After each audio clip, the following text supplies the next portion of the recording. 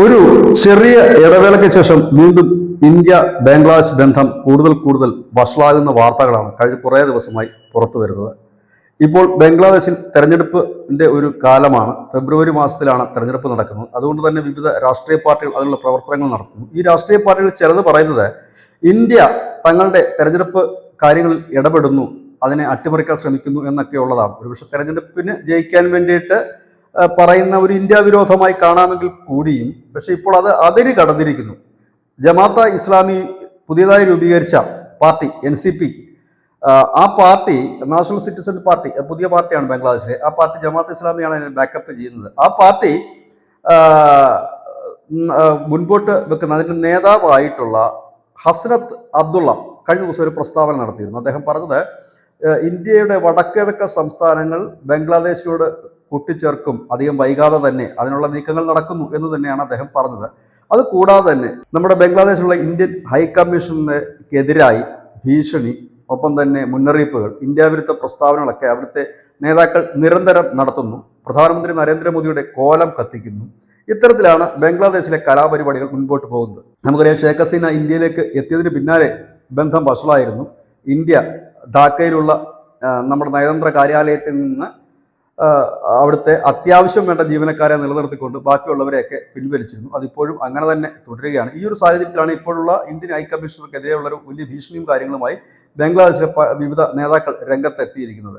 ഇത് മുൻപോട്ട് അത്ര സുഖകരമായി പോകില്ല എന്ന് കരുതിയത് കൊണ്ടാകണം ഇന്ത്യ ഇപ്പോൾ ബംഗ്ലാദേശിൻ്റെ ഹൈക്കമ്മീഷണർ MD റിയാസ് ഹമീറുള്ളയെ വിളിച്ചു വരുത്തി താക്കീത് നൽകിയിരിക്കുന്നു. ഇത് അനുവദിക്കാൻ കഴിയില്ല. ഇത്തരത്തിൽ ഈ ഇന്ത്യൻ ഹൈക്കമ്മീഷൻക്ക് എതിരെയുള്ള ഭീഷണികളും മുന്നറിയിപ്പുകളും വകവെച്ച് തരാൻ കഴിയില്ല എന്നാണ് പറഞ്ഞിരിക്കുന്നത്. ഒപ്പം തന്നെ ഇന്ന് അസം മുഖ്യമന്ത്രി ഹിമന്ത് ബിശ്വ ശർമ്മയുടെ ഒരു സ്റ്റേറ്റ്മെന്റ് പുറത്തു വന്നിട്ടുണ്ട്. അദ്ദേഹം ഈ ഹസ്നത്ത് അബ്ദുള്ള, അതായത് ഈ പറയുന്ന NCP എന്ന് പറയുന്ന പാർട്ടിയുടെ നേതാവിന് നൽകിയിരിക്കുന്ന മറുപടി, നിങ്ങൾ വേണ്ടാത്ത പണിക്ക് പോയാൽ ഞങ്ങൾ നിശബ്ദരായിരിക്കുമെന്ന് നിങ്ങൾ കരുതരുത് എന്നൊരു മുന്നറിയിപ്പും കൊടുത്തിട്ടുണ്ട്. ഏതായാലും വളരെ ചെറിയൊരു ഇടവേളയ്ക്ക് ശേഷം വീണ്ടും സംഘർഷബാധിതമായി തുടരുകയാണ് നമ്മുടെ ബംഗ്ലാദേശ് ഇന്ത്യ അതിർത്തി. അതിന് അനവധി കാരണങ്ങളുണ്ട്. ഈ അടുത്ത കാലത്തായി പാകിസ്ഥാനുമായി അടുത്ത ബന്ധം പുലർത്തുന്ന UNS സർക്കാർ, ഒപ്പം തന്നെ പാകിസ്ഥാന്റെ എല്ലാവിധ സപ്പോർട്ടോടും കൂടി നടത്തുന്ന ചില ഭീകരവാദ ക്യാമ്പുകൾ, ഇതെല്ലാം തന്നെ അതിർത്തിക്ക് അപ്പുറമുണ്ട്.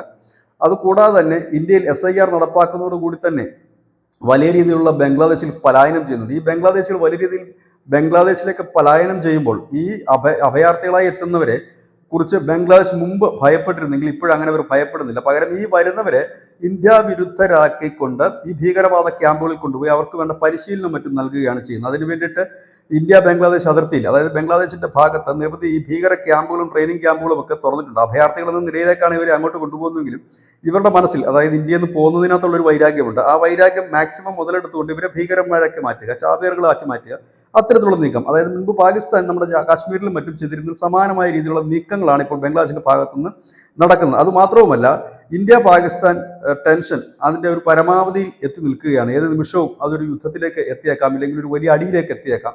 ആ സമാനമായ സാഹചര്യത്തിൽ തന്നെ ബംഗ്ലാദേശിന്റെ ഭാഗത്തു നിന്ന് ഇന്ത്യയുടെ വടക്കിഴക്കൻ അതിർത്തിയിൽ ചില അസ്വാരസ്യങ്ങൾ സൃഷ്ടിക്കുക എന്നുള്ളതാണ് ഇപ്പോൾ പാകിസ്ഥാന്റെ ശ്രമം. അതിന് ബംഗ്ലാദേശോട് കൂട്ടുനിൽക്കുന്നു. ഏതായാലും ഇപ്പോൾ സമാനതകളില്ലാത്ത രീതിയിലേക്ക് കാര്യങ്ങൾ കുറച്ചുകൂടി രൂക്ഷമാവുകയാണ്.